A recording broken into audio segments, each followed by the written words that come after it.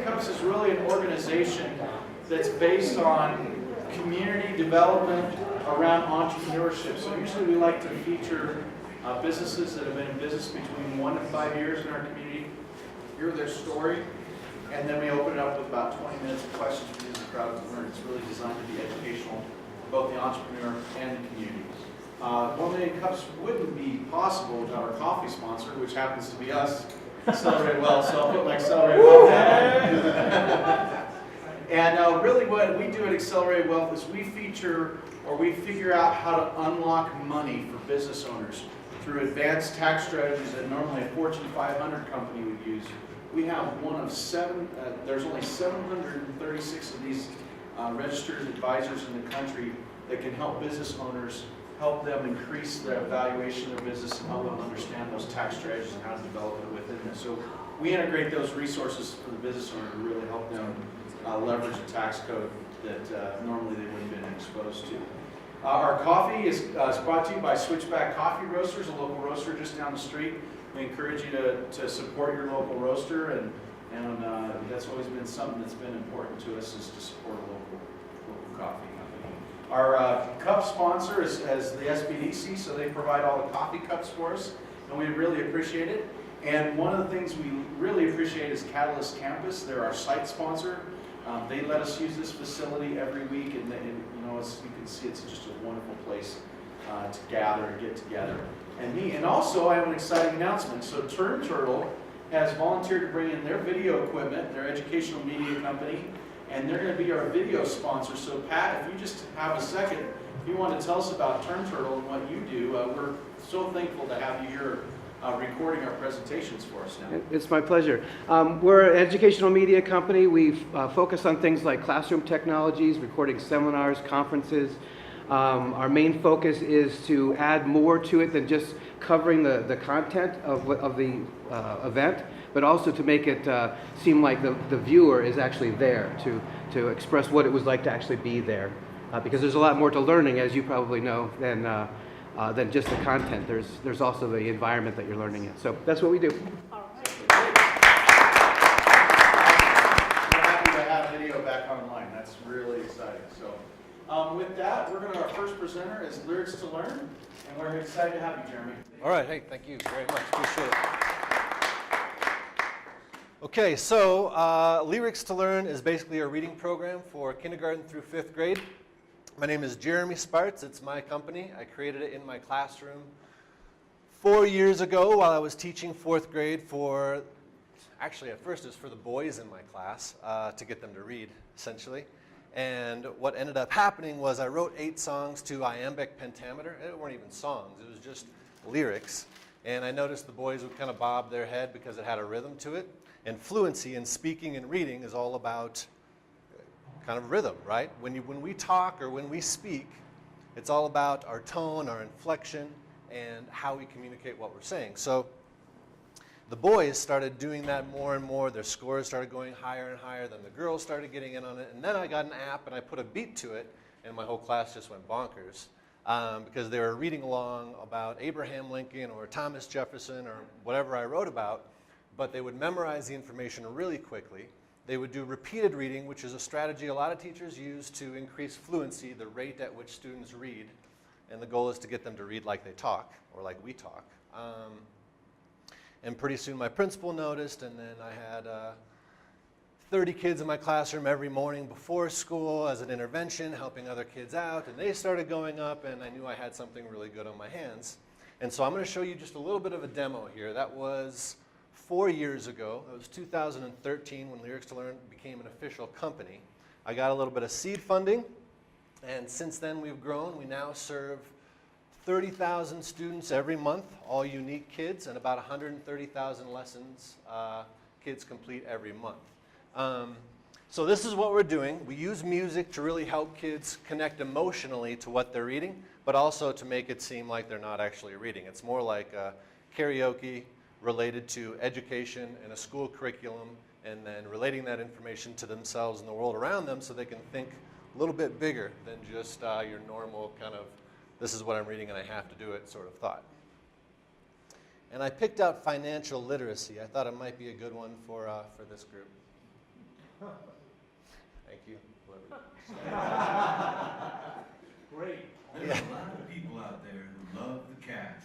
However, to be responsible with that money you make, you've got to learn about financial literacy. 5th grade lesson. That's what this one's all about. Here we go. Lyrics to learn. Yeah. You've got to get legit and be literate so you can handle it and not lose your grip. I'm preaching money smarts. That's where it starts. Learn how to find the yards. Master the art. Part 1. Debt. Generally, as you can see, avoided debt's on the top of the financial tree. Credit cards might seem real nice, gotta beware they're made to entice. There's no such thing as free cash. Spend on the card, then show you snap. They make you pay back what you spend.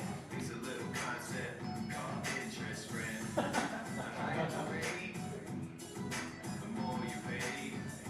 If you spend more than you earn, you done got burned. Make money. Everybody says, yeah, I'm gonna be rich. Living in the mansion, business expanding. You better think on that and do some planning. Money won't grow on trees. You can't plug all cash like you plug off leaves. Gotta work for that bread. Did you hear what I said? Get off the couch and use that brain instead. I'm talking lawn mowing, babysitting, leaf blowing, dog poop picking. Business needs. Yeah, that's what you need. Part 3, 4, and 5. Save, spend, or invest. All right, so you get the idea, right?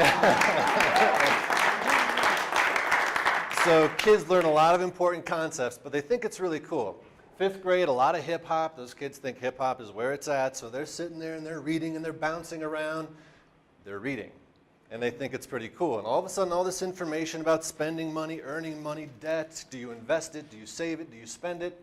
It's just infused into their brain. And then, once they've done this, they go to take the quiz. And so there are 4 different levels of questioning: literal, inferential, text to self, and text to world, which is kind of what we really want kids to do, is apply what they learn to the world around them. And then we have short constructed response, which is just like paragraph writing, but it's open-ended. So you use opinions, you have to cite yourself with support and all sorts of other high-level thinking skills. Kids get graded on it, teachers get all sorts of information and data. Parents can get scores. It's available for basically everyone. It's all web-based. And what I really wanted to touch on right now is we had an efficacy study done here in Colorado Springs School District 11. And the University of Denver ran that. It was a research project. We had 1,000 kids do Lyrics to Learn compared to 13,000 kids who did not. And on average, students using Lyrics to Learn increased their PARCC scores, which is the Colorado State Standardized Test, at a 50% higher rate of growth than the study who didn't. And it was pretty mind-blowing, right? Because really, you're just having kids read repeatedly, you're inserting information, and then they're applying information. But the more we started thinking about it, think about you growing up in school.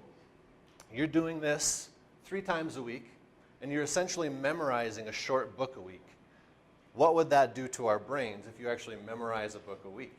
So what I'm here to do is to try and find connections to different nonprofits, grants, people who are a part of institutions that fund school districts or schools looking to improve their scores, help kids that are disadvantaged. We're basically a do-good company. We're a for-profit, but we're very impact-based, and we're about 10% the price of all of our competitors. So that's why I'm here.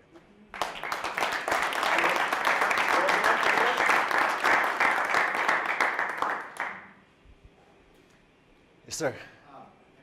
Thanks. Very nice. Curious, you had said it started with the boys. I'm kind of curious why. Yeah. Not the- Right, yeah, no, great question. Why would they ever- Yeah, so, boys, so, You got my better side. Yeah.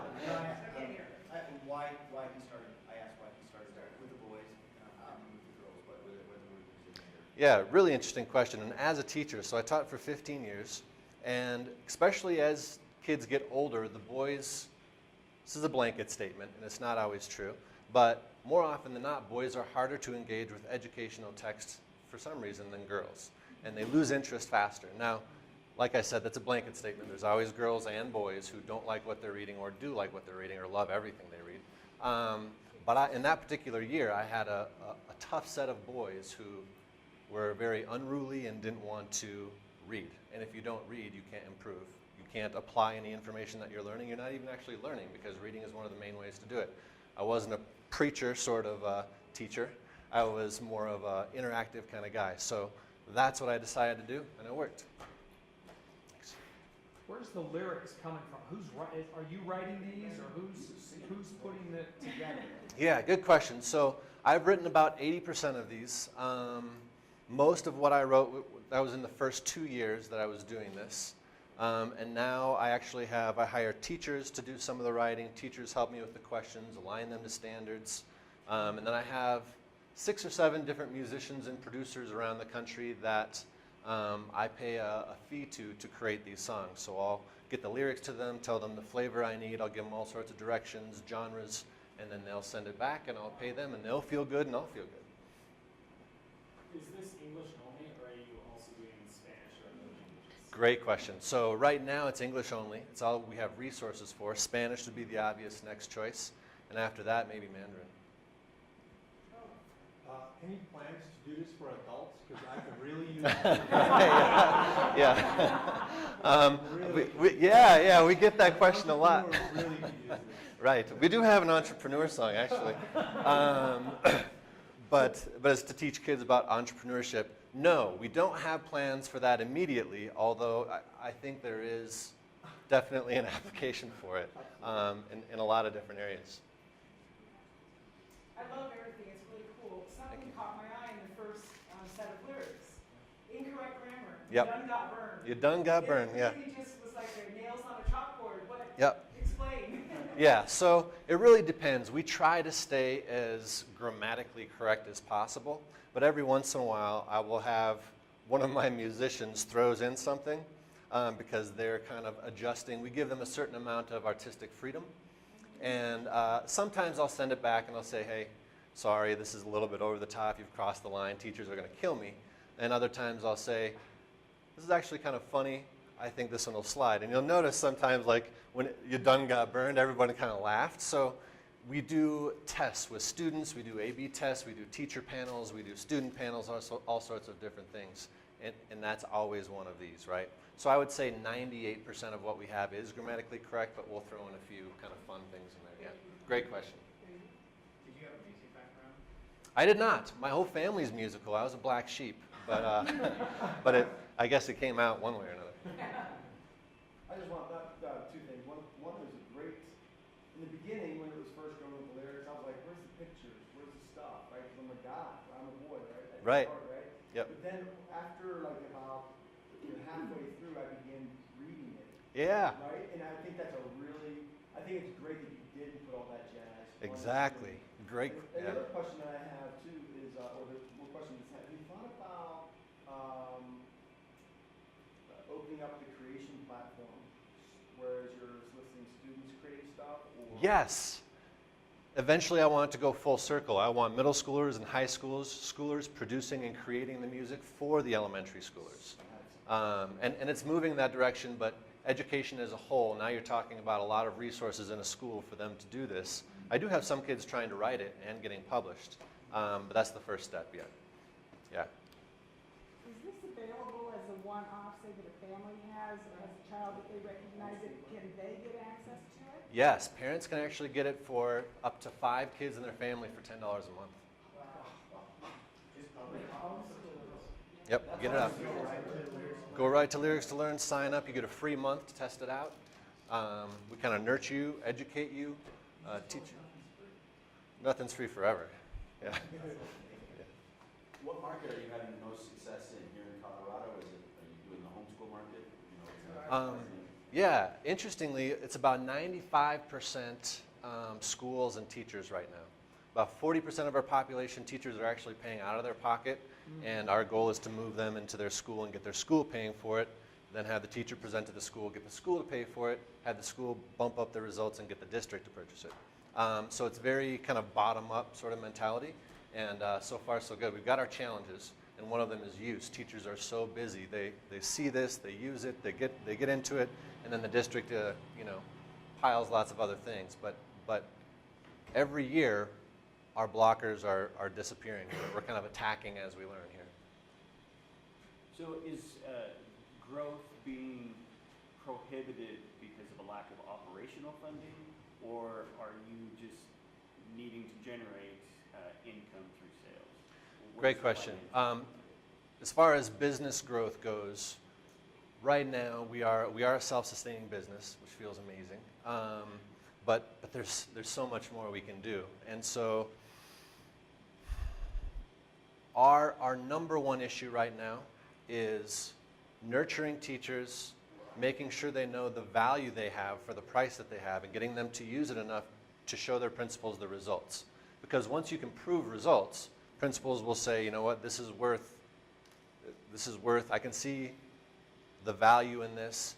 It's 10% the cost of their competitors with the same or not as good as results as what you're getting. And let's just do it school-wide. That is a challenge, though, because teachers really are overrun. Right now, we got about a 6% conversion rate. We're trying to get that up to 10. How long is a lesson like the one we just listened to? How long would that be if we had Great to question. go through? Yeah, so for 4th and 5th grade, they're anywhere from 400 to 500 words, and a lesson takes 15 to 20 minutes. I actually made it for reading rotations.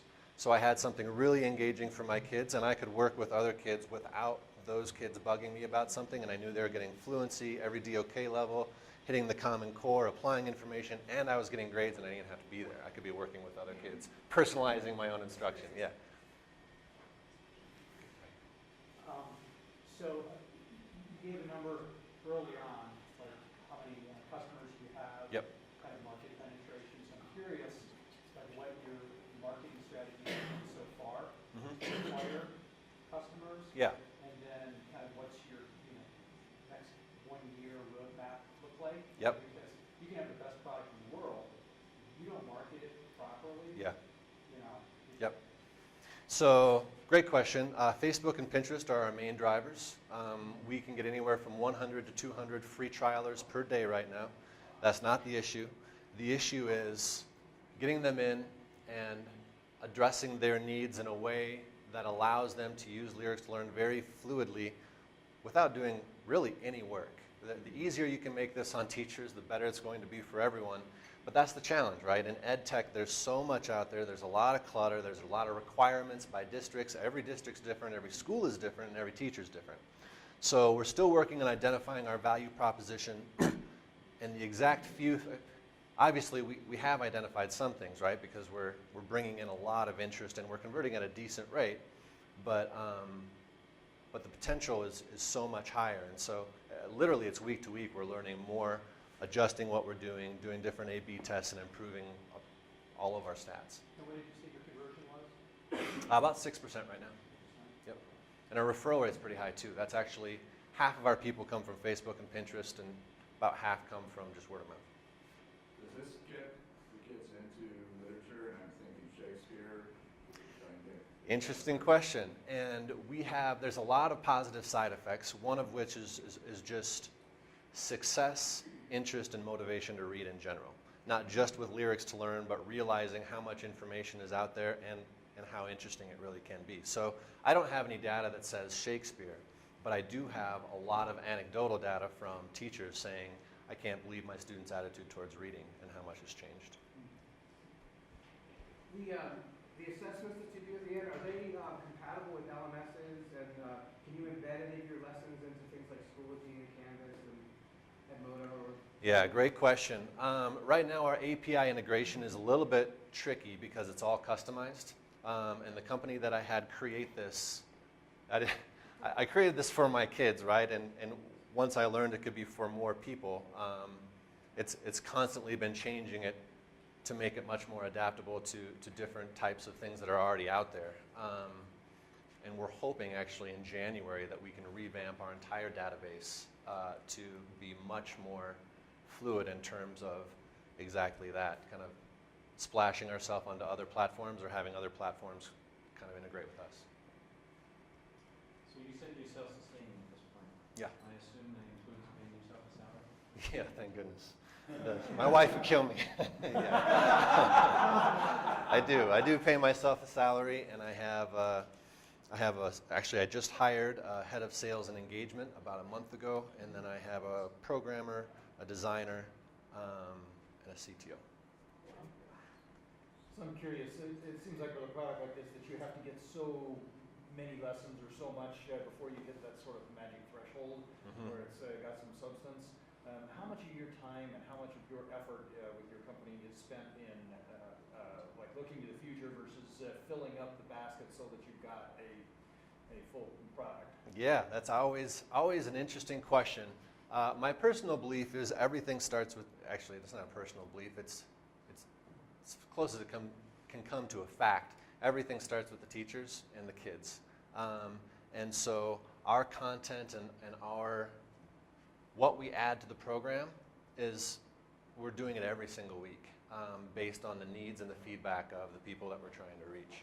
And so I guess the short answer to that is looking ahead, yes, we have to be careful and very frugal. We're a startup, but we also have to make sure that we're working very, very smart and giving as much of what we need for the biggest bang possible for ourselves and for teachers. So, we're tracking requests. Once a request hits a certain threshold, we analyze that and say, okay, this will relate to this much use, which relates to this much conversion, which relates to this much revenue. It works for everyone, let's do it.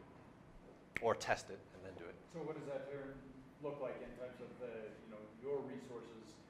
Is that like 50% of your time and effort is spent on new content and 50% Okay, I'm with you. marketing, that kind of thing? Or? Right. I would say 25% of our time is spent on new content and trying to decide what is best for everyone. I would say 50% is all analytics and looking at how people are using it and how we can help them use it better.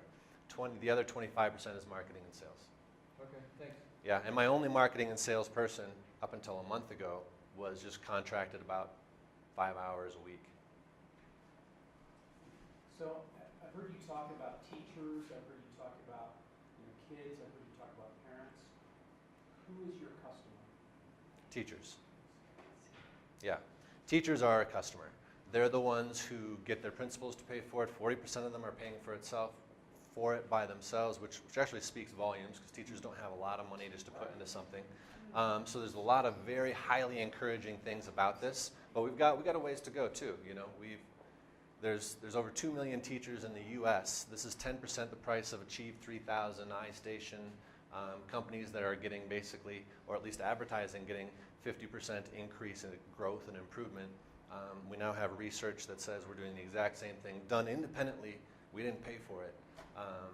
By the University of Denver, which is accredited and not affiliated to us, obviously, so it holds some weight. I'm guessing, do you have any success going to music teachers? How do they get buy-in on it? Is that a main road that you've worked on? Or? It's interesting. It's mostly reading teachers and just general ed teachers because a lot of them teach reading. We do have some music teachers who write in and say, hey, this is great. Do you teach kids how to read music as well? And we say, well, actually, it's reading, and we just use music. So yes, we do get some buy-in from teachers who teach music, but only if their principal requires them to do reading as well. It's every student, right? They tend to have restrictions or requirements in the classroom to get things to go. It's not like Yeah. It's not like recess going, but it's Yeah. But for kids that music, as far as I hear from you, getting them to use it, getting the kids having the time in which to get that involved. Right. That music place seems to. Yeah.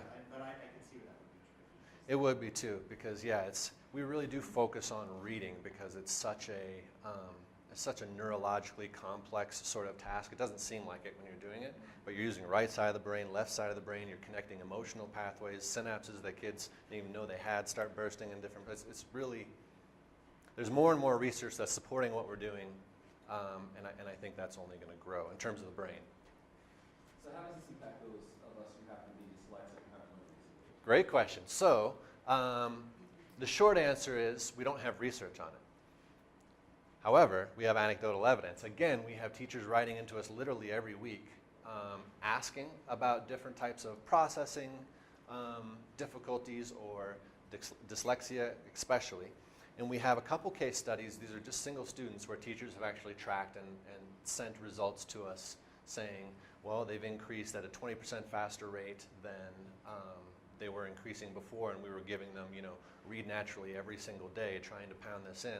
And it seems like it's two things. Number one, you saw when you read, we chunk the words. We actually don't want kids reading one word at a time because no one talks like that. Everyone, when we read, we naturally just read in chunks. Our brain, our eyes are tracking ahead as we're reading. And so we're trying to rewire the brain to do that, right? And kids who have processing difficulties, the highlighting really helps with that because their eyes are tracking the lit up letters. I guess that is the best way to say that. And I don't even know why it works, but I have 3 examples that say this has some potential. You're not distracted by the other letters. Right, yeah, that's true. Yeah, that's true. Fluidity that goes with it. That's right. Yeah. And it's multisensory, right? Because those kids are hearing it, they're seeing it, and they're saying it all at the same time. So I guess in that suggestion, the biggest piece that comes through that is word recognition is the slowest piece they have for the dyslexic brain. Yes, well, letter and sound recognition all the way up into putting together into word, yeah, because it's all discombobulated. So then I guess the question would be, can you put those into smaller chunks of words? Yes. So that the dyslexic brain can process 3 words at a time versus 6 words at a time? Yeah, and without question, I think there is a lot of potential for a methodology very similar to this to be modified specifically for kids with different sorts of processing difficulties. Thank you. Yeah. So does this have any impact on spelling? Because I think of, I see words as, I can't spell words. Right. But I see words as a single thing. I don't see them as a bunch of letters. So when someone spells a word to me, I have no idea what they just said. Right. So I would think this would not help with spelling because you're going back to words and you're going back to getting the meaning out of it, not the individual letters. Yeah, it does help with spelling if we're going through, so we have a whole phonics curriculum. And basically we go through every letter, we go through phonemes, segmentation, sight words, all sorts of different things. And so, but here's the kicker, right, is every student has to learn letter sounds and how they make words. But they focus so much, they have to, they focus so much of their attention on that you're hardwiring the brain to recognize one sound at a time.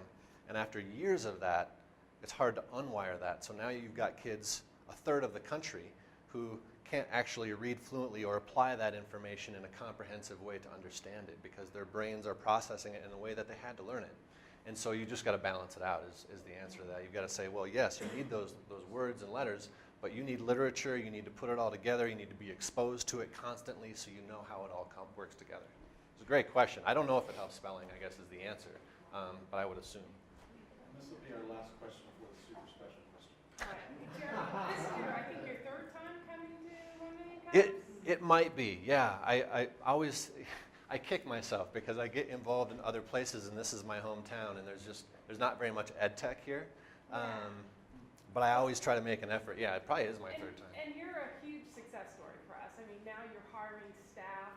Are you, can you talk about your progression from 3 years ago, as well as are you looking towards going for some angel investors? I mean, you're probably close to $1 million of revenue now. Yeah, so have we talked before? Because you're. So yes, I have some angel investors, and they have very big hearts. They're just incredibly smart people, and they're very involved and have twisted the screws in on me enough that I've had to learn the business side of this, up, down, forwards, and backwards, and inside out, as well as my business. And so I will be seeking additional funding, I'm sure, because I want to reach more people, and it's such a competitive space. I don't want to say you have to. You can still grow slow, but I'm not sure. I'm not sure that's what I want to do. I want to get my feet under me in a really big way, and then be able to make more decisions based on what I think this can do, rather than what other people tell me they think it should do. Right? Yeah. Super special question. Who would like to ask that question? So what can we do as a community to support you? Thank you for asking that question. And the biggest thing that I'm looking for right now that the Marsico Institute from the University of Denver has basically given this some efficacy footing, saying, listen, we studied it, this is 1,000 students, people who use it this much increase like this, people who use it at mid-level, even those people increase this much, and everyone involved increased this much more than the group. That's essentially what happened.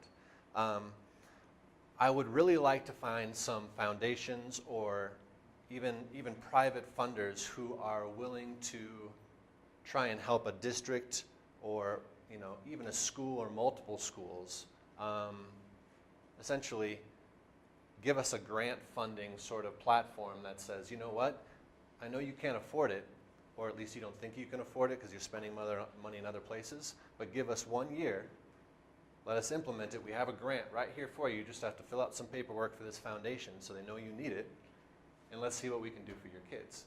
Because this methodology doesn't exist anywhere else. And I feel like it could really change things in a really positive way. You're only talking about 15 minutes a day. Parents can have their kids do it, $10 a month. You can have 5 kids on there every single month, every single day, memorizing information, becoming better readers, better thinkers, and it's all through music, which is a really logical. Everyone knows music helps. Music helps you feel things, connect to things, but it hasn't been used in education in any sort of very defined methodology other than kind of what we're trying to do. And I think the impact is really sky high if we can get out there and make a few examples, and that's what I want the grant for. We've been doing it in churches since time immemorial. That's right. That's right. Yeah, yeah. We use music to learn Bible scriptures. All sorts of things. All Yeah, sorts. yeah, absolutely. Why is this anything? It's not right. It's not new. It's just applied in a way that's a little bit more organized. Thank you so much. Thank you. Appreciate it. Thank you. Thank you. Take a quick minute while Bob's getting set up for community announcements. This is not a time to advertise your business, but it's a time to talk about things going on in the community like this. Tonight at Epicentral is the business week. There's going to be 5 business owners that unfortunately didn't make it, but it's a great opportunity. They're going to open up the kimono and show us and learn and educate. Sounds like fun, though. Do they have any announcements of community events coming up? Oh, yeah, right. Yeah, there's civics, Superhero training. But I'm not sure what time. It's at 5 p.m. at Sand Creek Library District. There you go. Take it close, man. Anybody else have any events yet? Yeah.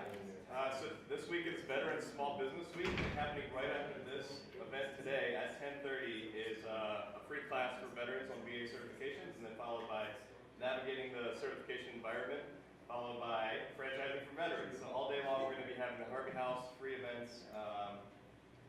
There's information over there if you want about this event. So, very cool. Yeah. Indie Give kicks off November 2nd. Isn't it? Today? November 1st at Bristol.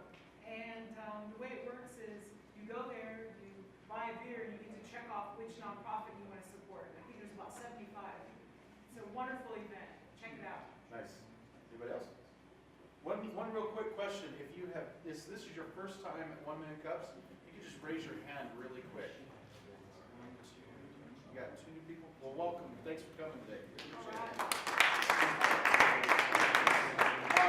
And then also for the new guests, I myself, an organizer, is Ken and Mark, and there's several people in here that have spoken. If you have questions about 1 Minute Cups, feel free to come and see us afterwards. We'd love to educate you and answer any questions. And it is November 2nd, not tonight. Oh, really? Okay. So, with that, are you ready, Bob?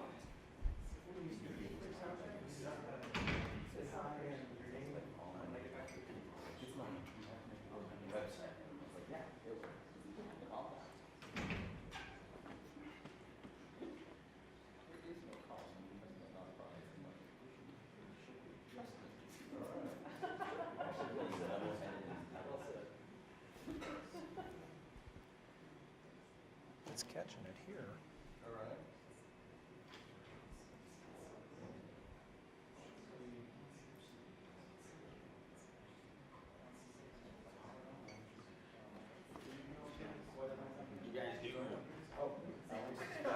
Alex has got it. It's catching it here. Didn't touch that. I touched mine, not nothing else.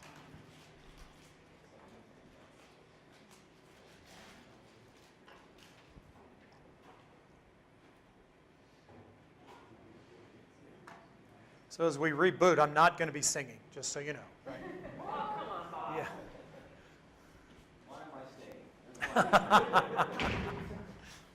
If any of you heard me sing, you'll know why. I'm not going to be singing.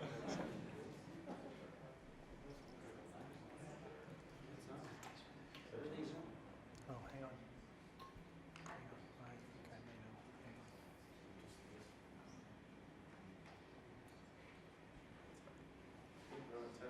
We did.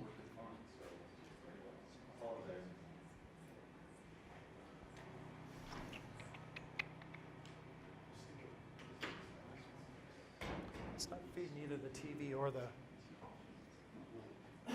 screen.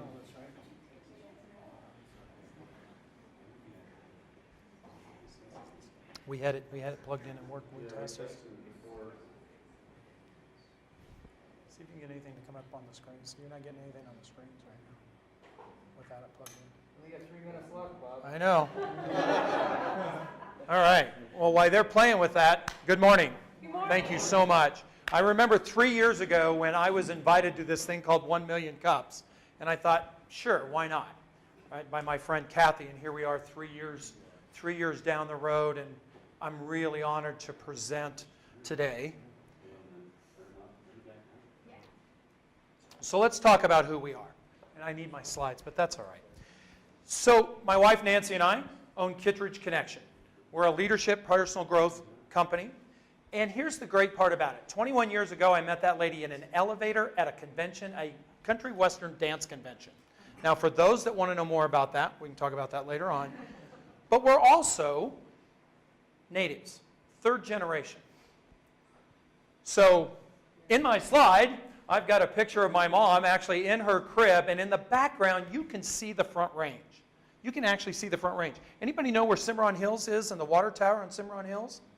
This picture was taken from there. That was my grandfather's section house. I remember coming to this when it was actually a train depot, passenger train depot. So 3rd generation. Another picture I have is actually my grandfather on his section rail car. And that section rail car has got his rail crew, his section crew on it. What we found out later on is her grandfather is also on that car. Our grandfathers actually worked together years ago. So tell me we're not made to be a team to impact the world, right? So what do we do?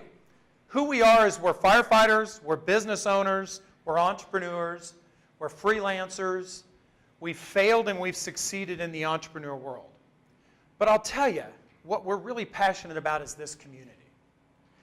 Born and raised here, I've left about 3 times and I've always come back. And I've watched this community of entrepreneurs, startups, freelancers, business owners. This is what's going to change the face of.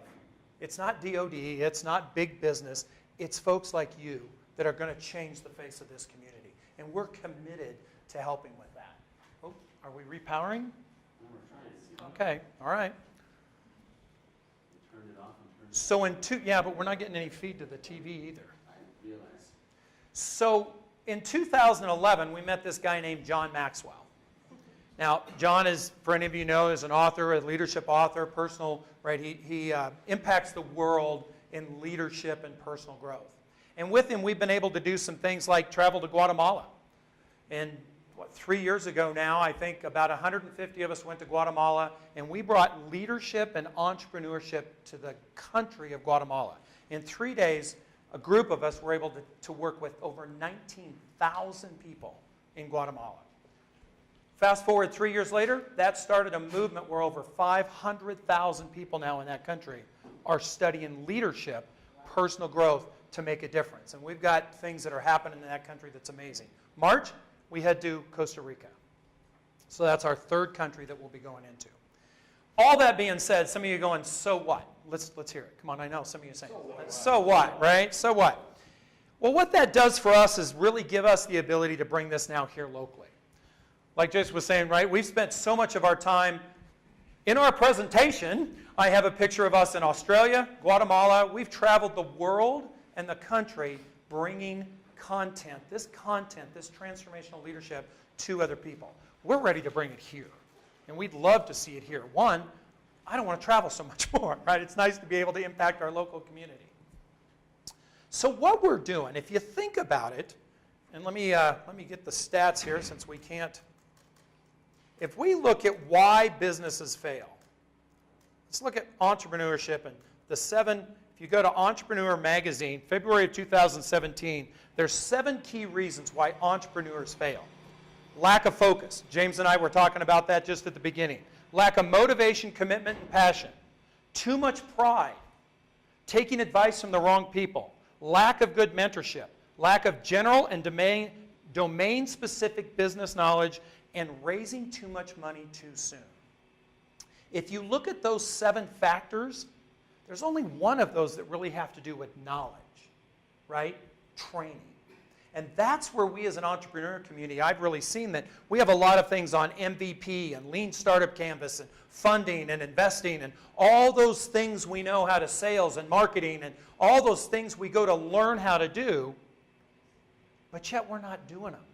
Or we're doing them in a way that doesn't get us the success we're looking for. My belief is it's not about what we know. It's called the knowledge gap. See, we're reaching out to try to find just that one more thing to learn so I can apply.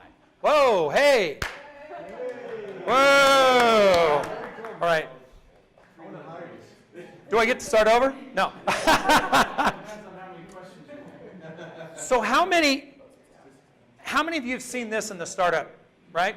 This is kind of that startup canvas, development canvas, the SketchUp, startup, scale-up model. How many have tried to use this for your organization, for your company? How many of you achieved the success you've wanted? Wow. I got one hand over here, right? A little hand. So I think what's missing is 3 important factors. One is the foundation of leadership. And again, John Maxwell says everything rises and falls on leadership.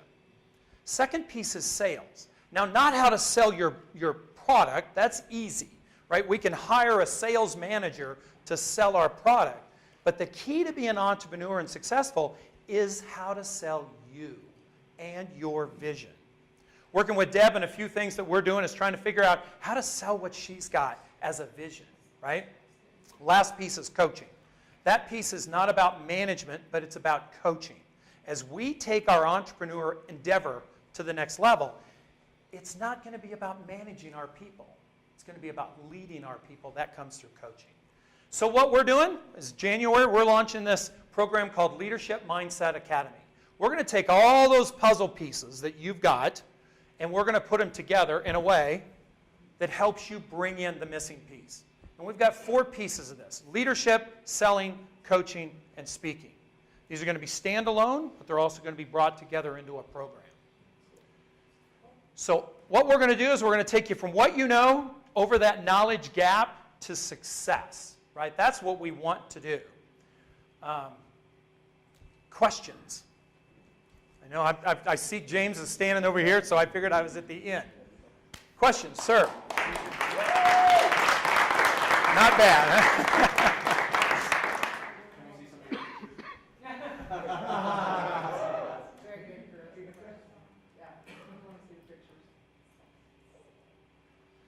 So, the top is my mom. There's the front range.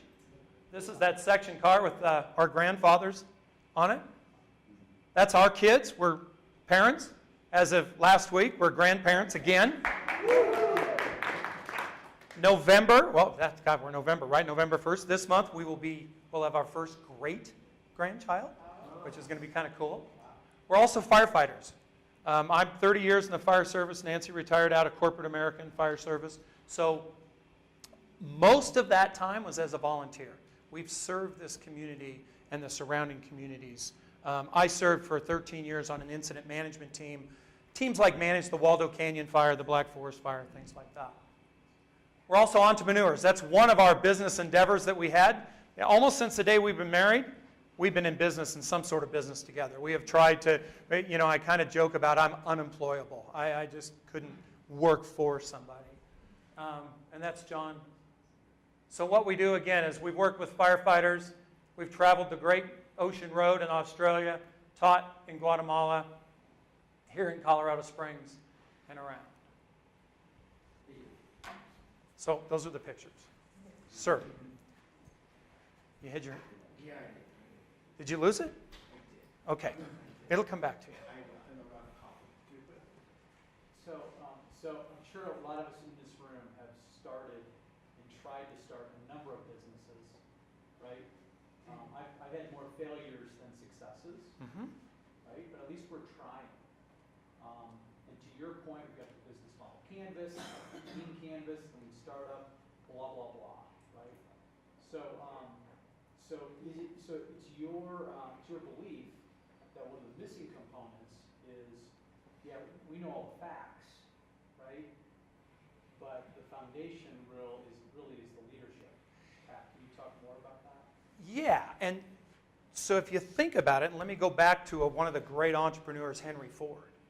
Right? Think about it. Henry Ford didn't know how to build a car. He didn't know how to build a V8. He knew it was possible, but he didn't know how to do it. But he led others with a vision. If you read the story of Henry Ford, his engineers kept coming back, this is impossible. They were operating out of what they knew versus what he visioned. So that piece about leadership is all about vision. And what we've learned is the hardest person to lead, and I get that question a lot, is, who's the hardest person to lead? You. It's self-leadership. Remember, if we look at almost every one of those failure factors has to do with our leadership. And that's the hardest part for us to really stay in that. Now, I have what's called an I behavior style, which means I'm squirrel, right? I'm looking all over the place for stuff. And it's been real. Thankfully, I've got a partner that is very, Kathy's going, she keeps him on track. I'm not details. I'm big idea. But she takes it now and brings it down into the details. So that part about leadership is all about how you're doing and using, part of this program is using the book, 21 Irrefutable Laws of Leadership. We're going to walk through there's a mastermind, which is really a study and application of it. And then there's a living it. We're going to take your business and have you apply the laws to your business. And that's, a lot of folks say, oh, I've read that book. I said, great. Did you do the things that at the end of each chapter? No, you read a great book. How many of us have read those books and then they go on the shelf and then we say, oh, I was supposed to do something, but we don't. Does that help? Does that answer your question? That's all what I tend to call leadership. I think Kathy? Oh, no. What's your revenue model? You've talked a lot about what you do as far as helping others and all that kind of stuff. What's your revenue model? Yeah, so most of we're a for-profit, although we do contribute a lot to nonprofits in kind and also donations. So we're not a social impact company, although we believe in the entrepreneur community and the nonprofit community and some of the great stuff that's going on. So our revenue model is basically classes, workshops. My cornerstone is coaching. I do a lot of one-on-one executive team coaching and culture. And we're moving to a model where some of this will actually be a self-paced program because we're finding, especially in busy entrepreneurs, to attend every Tuesday night at something is tough. So we're moving this into a kind of a self-paced model where people will be able to. Like some things like that, yeah. You remember? Okay, I knew it would if we let it go long enough. Okay. First one, is there a certain trait or something that you have found with individuals, the reasons why they fail, but from a personal growth standpoint, is there something that seems to be common as far as what is lacking for people as far as development? Is there a certain trait that you see as far as, is it focus or confidence or unsure and setting? It's probably hard to put your finger on. It is, and because, and this is what I love about dealing with human beings, is each one's unique. So we can say that fear is a common trait. How many people have fear, right? I'm in fear of doing something. But yet, even though we know that the best way to get past fear is to what? Do it, faith, we still don't do it. And that comes from some of our work we're doing with limiting beliefs, right? And, you know, some of you that have worked with me here know that that started when you were somewhere back where he's trying to teach these kids is where that comes from. And now us as a 50-year-old is being ruled by a 6-year-old. Even though we know better. Okay, is that part one? Part one. Second one, you mentioned your revenue model. What's the customer for you look like? Is there somebody Well, maybe not, obviously not physically. so there's two parts of that question. I'm hearing, who is my ideal customer? I mean, yeah, like if I referred somebody or if I was looking for something, is it something that would fit an individual? So this is one of my learnings, right? When I started early as a coach, I had a lot of clients because my revenue model was pretty inexpensive. But what I found was I was getting people that are willing to pay enough to send their money to do the work, but they weren't. Does that make sense? So for me, it was very frustrating after a while. Now, I'm a trainer. Most of my fire service career has been spent in training. So from a coaching model, that's mentoring, not coaching. I wanted to coach. I want to work with you and your best inner self to come out, but you have the answer, I don't. But what I found myself doing was telling them what to do. Right? So I tripled my prices. And I remember some other people going, oh, you're going to lose customers. Mm-hmm. I did. I lost the ones that weren't doing anything anyway. So what I'm looking for is people that are growth-minded, are stuck, looking to go to the next level, and are willing to invest in themselves. And same thing with teams and organizations. Right now we're seeing a huge shift from the management model into back to a servant leadership model. So what we're looking for in organizations are organizations that are looking to develop a culture of people-centered servant leadership. Profits will come when you take care of your people. Does that help? Absolutely, thank you. Okay. Yeah. So thank you for being part of the Women in Cuts the last 3 years. And the reason I say that, actually one of the things I think that you offer amazingly well is the ability to ask great questions during Q&A. and so my question for you is, what kind of advice do you have for those that want to get better at asking questions? I think that comes from a level of self-awareness. I mean, it's emotional intelligence. Most people, and Socrates said this, right? He said that the quality of the answer you get depends on the quality of the question you ask. So let's look at, your thing about failure. You may fail and you may go, oh, why did I fail? Your inner self says, well, because you're stupid, or you don't have enough education, blah, blah, blah, blah, whatever that is, versus, what could I do differently to succeed? So it really, and that's come out of many years, trust me, of beating myself up and looking at why I was so stupid, right? And once I've got that it's, your other than conscious mind, as Jason was talking about, is going to give you the answer to the question you ask. Yes. Does that help? You're going to get the answer to the question, why can't I do this? How many have ever said that? Have tried something and said, why can't I do this? And what do you come up with? The answers. Versus, how could I do this? Subtle shift. Does that help? I don't know if I answered that question. Yeah, I feel like I could spend the next hour learning. Yeah, it's, and it's funny because, great.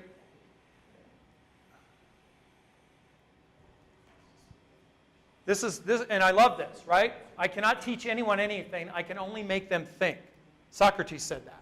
Most people don't think, and mental activity is not thinking, right? Most people would rather die than think.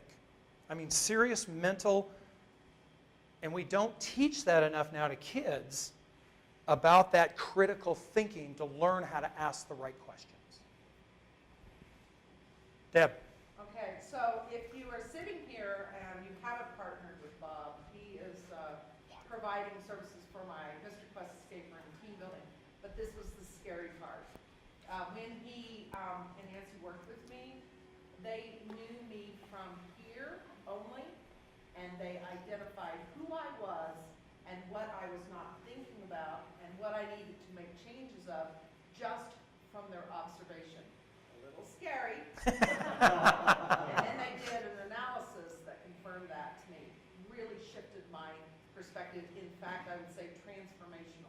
if you haven't partnered with them and talked to them, yeah. Thank you. 2.5 years.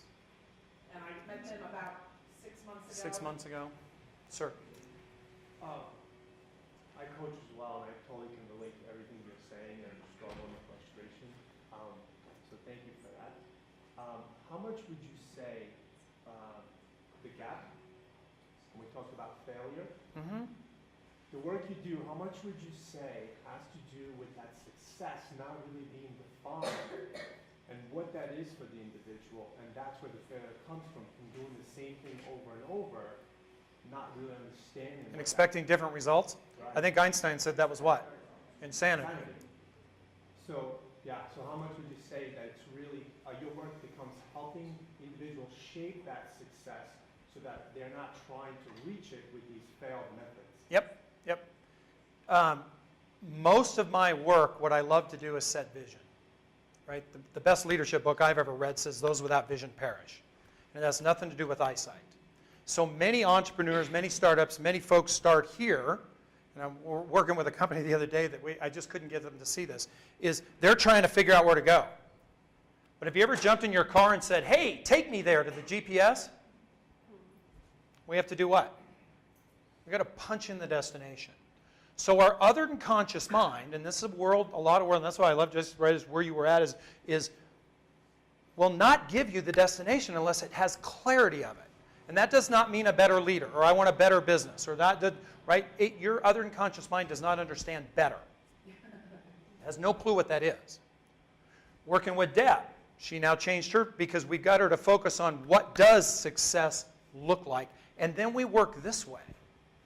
So work backwards in it. It's kind of looking around the room. Many of you probably had the old mazes, the paper mazes. You know, you'd start in the maze and you'd hit all the walls. And did you ever turn it around? You ever start at the exit? Best way to do it. So why, as an entrepreneur, do we start here and go that way instead of going there and coming back? That's the technique we use. My favorite quote on vision is Butch Cassidy's Sundance Kid, and Butch Cassidy says, I have vision and the rest of the world wears bifocals. I find many entrepreneurs, many folks I coach, are stuck because they're looking for the next step, not a clarity of vision. There's a 7-step creative process that happens in success. First part of it is clarity of vision. So I'm watching James stand. So for many of you, some of you in the room know, May of 2016, I had a stroke, right? And coming out of that stroke, the creative process, the clarity of standing in front of a group on stage as a speaker is what got me through, not the doctor, not the medication, not listening to them telling me what I wasn't going to be able to do, but to move forward. I don't know what that, wow. You know, the only thing would be better if I could get him to stand up, right? No, I was going to give time to, we got a super special question. Your next slide that talks more about whatever you're doing next. Your next slide has something. Okay, yeah. Kathy? I was going to ask the super special question, so go to the next. Okay. So I think what you're talking, this, okay. So this is tentatively right now where we're, because a lot of people say, what's this going to cost? We understand entrepreneurs. We understand budgets. Right now, tentatively, and the reason why some of these prices are the way they are is because they are licensed. One thing I learned in the fire service is steal it, claim it, rename it. Right? If I don't have to create it, I want to make sure we learned in the fire service that I want a toolbox. And what we've done in our business is we've looked for all the right tools to make the difference. So these tools, and that's what they are, used around the world right now. And so we are now certified and able to bring those. That's why the prices, we have some flexibility in depending on, but this is about where this is going to range. Are they mutually exclusive of each other? And like, can you do one? Absolutely, absolutely. We're going to try to bring it, what we want to try to do is to work through the process. But if you already think you're a great leader, then go to coaching. I mean, absolutely. Yeah, we're going to put this together. You don't have to take all 4. Although, if you look at it as a progression of learning and up-leveling who you are, we're going to start with leadership because that's that foundation. Do you recommend that sequence? Yeah, that's where we're going to go. Super special question? Super special question. So much fun asking this question. Bob, what can we as a community do this morning? Well, the first thing I want to thank people in this room, James, I think he disappeared, Kathy, Tom, and a couple of you, Royce, have really already done that, and that's mentored me. I'm here because of who you are and what you've been. So what I ask is you allow us to do the same back. You allow us, figure out how we can work with you, again, to raise your level of awareness, of leadership, of success, and have you move forward. Because I know when you're successful, this town's going to be successful. It's going to rock. And it's not about bringing in the big business. It's like nurturing businesses like yours that help. So That's the vision. that's the vision.